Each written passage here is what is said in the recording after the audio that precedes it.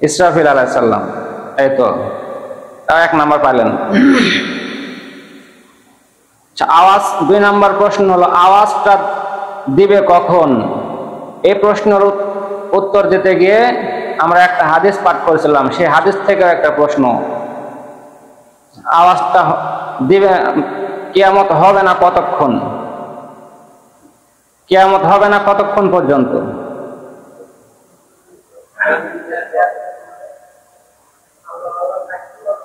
হ্যাঁ, একটু পারছেন। যতক্ষণ পর্যন্ত আল্লাহ আল্লাহ বলনেওয়ালা একটা লোক পৃথিবীতে থাকবে ততক্ষণ আল্লাহ কিয়ামত ঘটাবেন না। এরপরে যদি আরেকটা প্রশ্ন করি তখন আর পারবেন না। আল্লাহ আল্লাহ বলনেওয়ালা লোক থাকবে কতক্ষণ?